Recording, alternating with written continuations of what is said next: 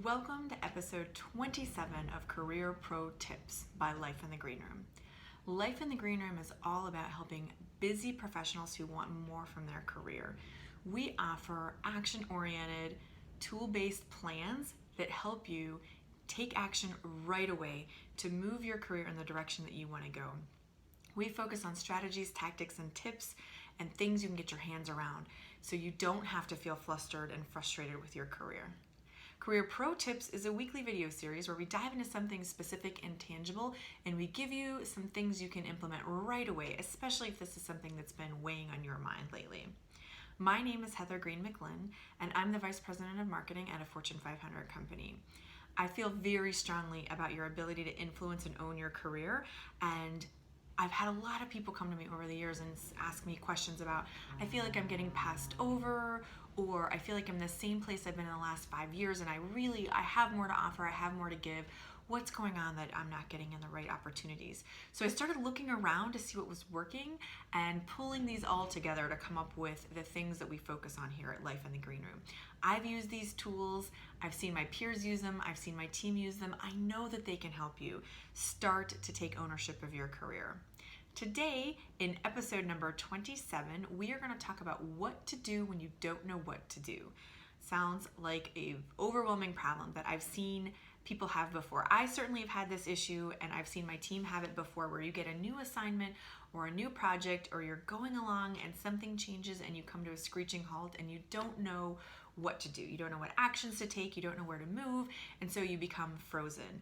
And then you start to feel guilty because you're not making the progress that you need to on your project, and it becomes this vicious cycle of, I'm not doing anything, I'm crippled, I'm frozen, I feel really guilty, I know I should be making some movements, and you're going on and on. You're like, but let me just finish working on my emails, and let me finish this administrative expense report, and all these things that absolutely have to get done, but they are not the big, important, move the needle strategic work that you're ignoring because you're not sure what to do.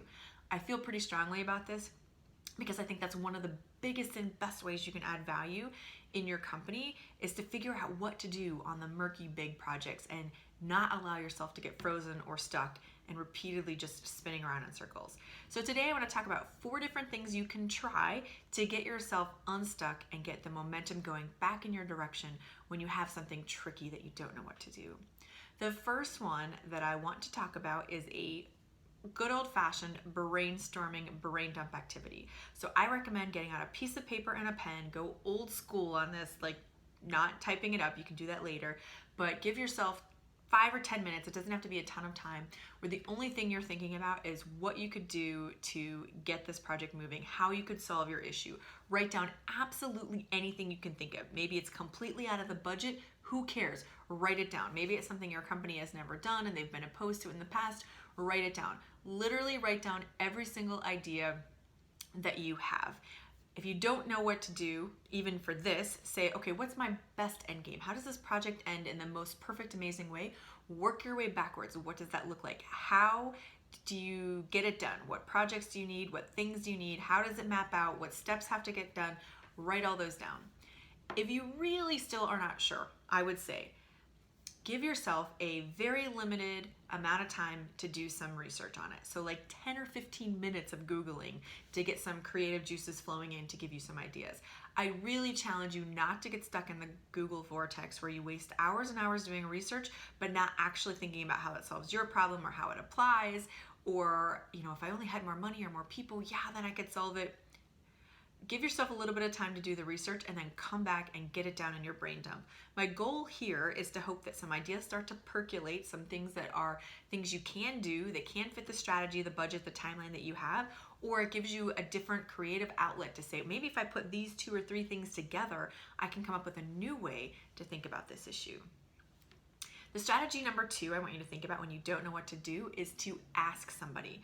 Now, I want to give a little bit more coaching on this. I don't mean just go ask somebody like your boss what to do. That's one of your jobs, is to figure out what to do. I mean calling a trusted colleague or a mentor and giving them the short version of your issue.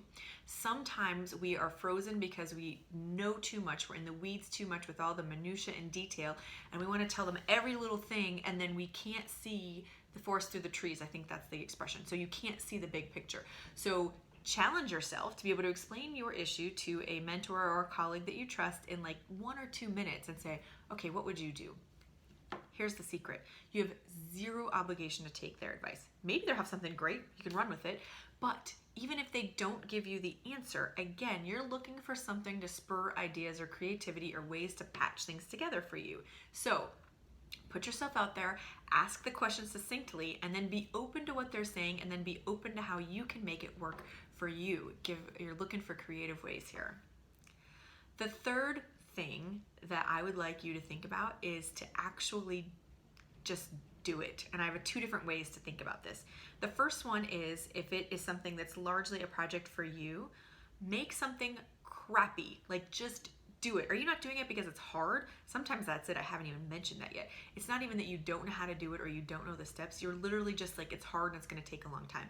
I give you permission to build it crappy and get it done, because then all of a sudden you can see what needs to be done to fix it, what needs to be done to improve it, and you can put together a timeline on that. That's so much better than getting in this like rut of, I feel bad, I'm not doing the work, I feel bad, I'm not doing the work, and then all of a sudden the deadline's due and you throw something together crappy anyway.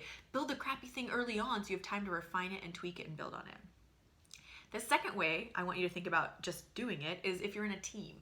If the team is totally stuck, can you pick something specific that you can pull everyone in a room and say, okay, for the next hour, phones down, laptops down, we are brainstorming on this together. Then we're going to divvy out the work and get back together in 2 days or 3 days or whatever.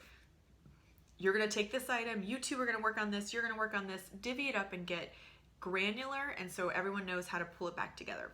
Sometimes you just need that, okay, let's have we're holding hands through this issue together type of meeting to get the momentum going back on the team. So those are kind of 2 different ways I would look at just doing it. In both cases, be open to the fact that you're not going to do it perfect. You might fail in some areas, but you're trying to get something together, so then you know what to fix. If you go in with that attitude, it becomes a lot less scary to throw something out there and see what's going to work. The fourth tip that I have for you is to just take baby steps. Sometimes you don't have the whole vision or the whole strategy map out in front of you, and you really only know what the very next thing you have to do is. Do it. Sometimes taking those small steps, one on top of the other, will allow the roadmap or the strategy to unfold right before you. But if you don't get started, you're kind of missing that opportunity to let it kind of work itself out on its own. So those are 4 different strategies I recommend trying to think about or tackle or use if you have an issue that you don't know how to solve. This really is a genuine opportunity. I know I kind of hate when people say, oh, I have an opportunity for you, because oftentimes it means it's something really hard and really challenging and nobody else wants to do it, so they've asked you. But that's truly the time when your career can shine. You can show yourself as a leader. You can show your ability to tackle something hard, to come up with something that doesn't have specific instructions. That is, I will repeat again, one of the reasons you get paid. It is not just to execute on things that don't take any thought and that there's already a process clearly defined. It's to figure out what to do when it doesn't look like that and it's a little bit murky and messy, and you have to figure out the roadmap as you're driving down the road.